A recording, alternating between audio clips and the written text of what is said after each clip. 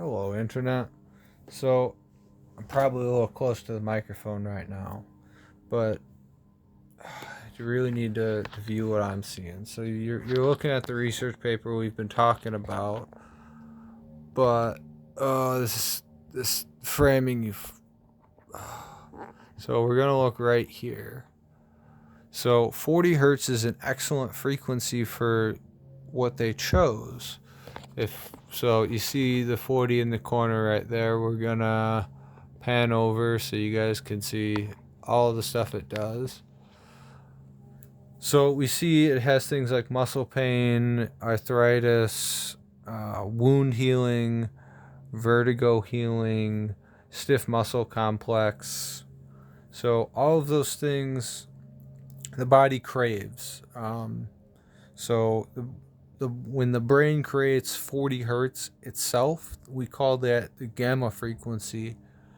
And we see with a lot of the stuff right there, it is incredibly beneficial to the body.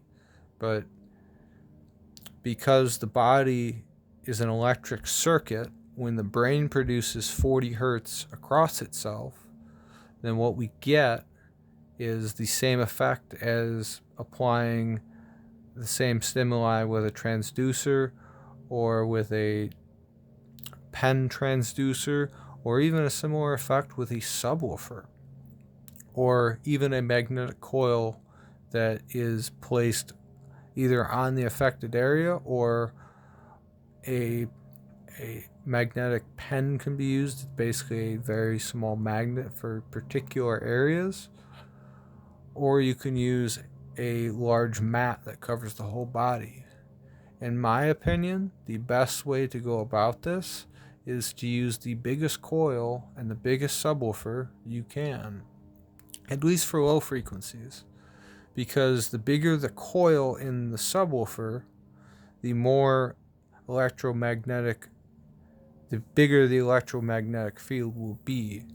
And I say bigger, and obviously the amplitude will be bigger, but also the effective coil size, or the um, so if we were to draw the magnetic fields around a pen coil and a giant subwoofer, we would see that the pen coil has a magnetic sphere of influence of maybe a millimeter with an area that could also be extended to a centimeter depending on how you interpret the inverse square law. But with a subwoofer, we see that the magnetic fields can be extended all the way out to something like 3 feet. And I have done this with my Ultimax subwoofer. If you go to partsexpress.com, you can find the Ultimax subwoofer. It is a dual coil 2000 watt capable subwoofer. And what this means is we have a giant magnet that's moving at 40 hertz. And we also have a speaker that's imparting 40 hertz into the atmosphere. So because we don't need a lot of energy going into the system, we can vibrate the entire body all at once with a subwoofer or a speaker. And when we do this, we see that it has a profound effect. And the only caveat is that your system needs to be accurate enough. So if your system can't produce a frequency that is clean, then that is a problem. The use of headphones, I actually disagree with. The reason why I disagree with it is not because the coil is close to the head. It is that when sound passes over the body, you want it to be in full effect. You don't want just the sound going into your ears, because we're not looking to always excite the auditory tract. We're trying to excite every part of the body, or every part that frequency touches. And it is rather convenient to just have a device that can shake the air in a wide effect that can heal a lot of people. The answer is just, how do we get there? The answer is these guys. So I would love to have these guys actually be a part of the channel. But unfortunately, these guys already copyrighted all their stuff. They are excellent creators at this. So what they do is they use Rife frequencies. So the Rife frequencies are just frequencies that the body wants to oscillate at. And if, say, we go to something like, wow, this is being really gay.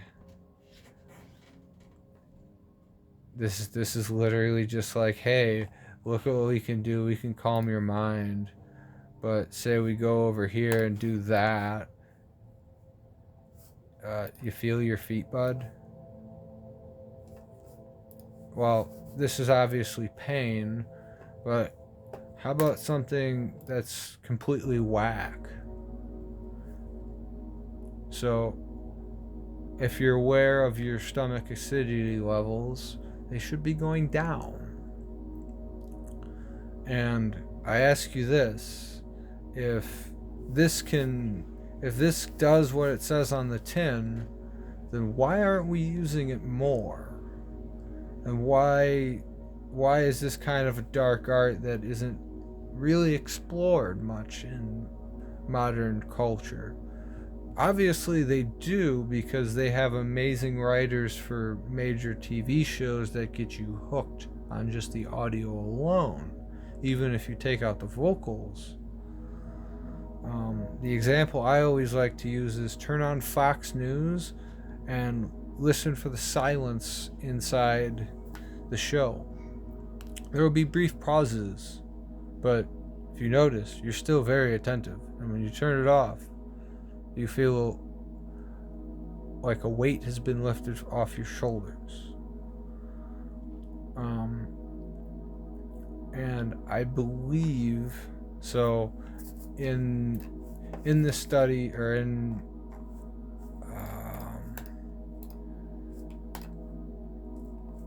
so there's something called the suggestibility index. This observes, well, this one is basically a memory recall test. This one,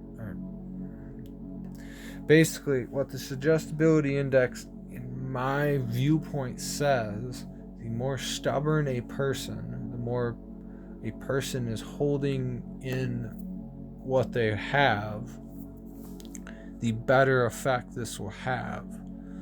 And so what do I mean by a stubborn person?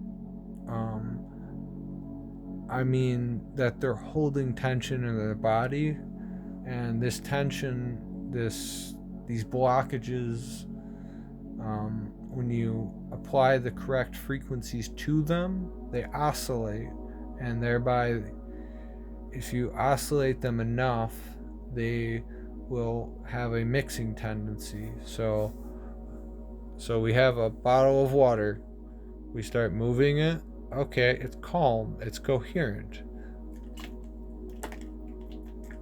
Oh yeah, let's just add the right frequencies together and we get a swirl.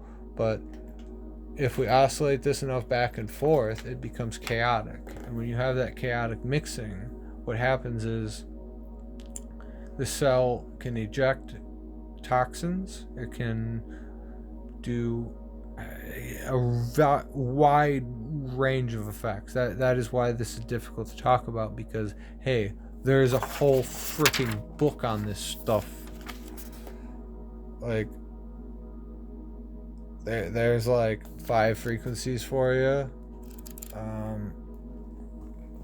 Hey, let's get into the frequency sets for diseases. Let's so, man, if only I had an Elmo. So if we look there, at the sinus frequencies, we see a lot of frequencies there.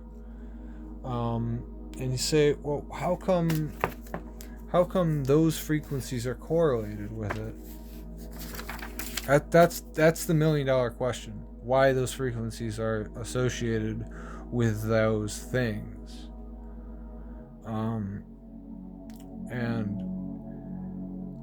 I believe that a suggestibility scale or a stubbornness scale, or how much you hold tension, basically there's an index for every single disease, and that index is based upon how the body absorbs different vibrations. And I can say this with a confident fact because the screen I'm looking at is shooting out photons with a specific vibration, and the speakers around me are sending out a specific vibration. And when you have a specific vibration, you can get a very specific effect. And, well, wow. We've been rambling for 11 minutes and 11 seconds.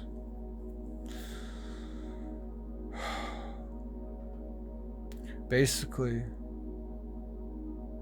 we gotta look at every metric of a person in order to be able to use frequency medicine to its highest extent. And I believe using electromagnetic fields upon the whole body, we can view the impedance of each frequency that the body wants to, not the ones that we don't want to, because the flip side to this, well, I lost my train of thought. The flip side to this is making really annoying tones that you can easily hypnotize people with and like drastically change their world opinions just based upon, hey, making associations with different things. This is difficult to do and requires a lot of effort and usually doesn't have much gains, but taken to its fullest, it is very powerful. Fox News is a prime example.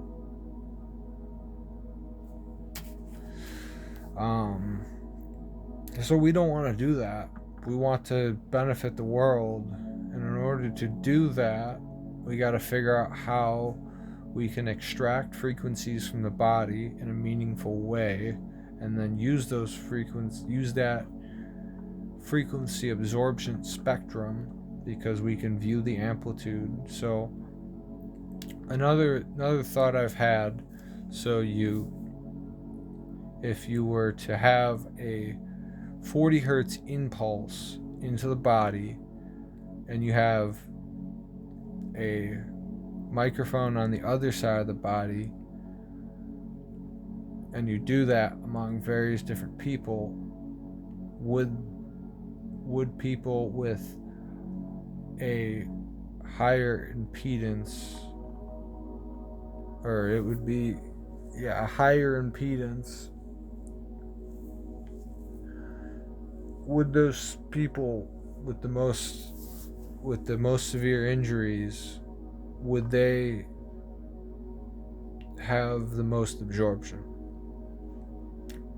That's gonna be one thing I do.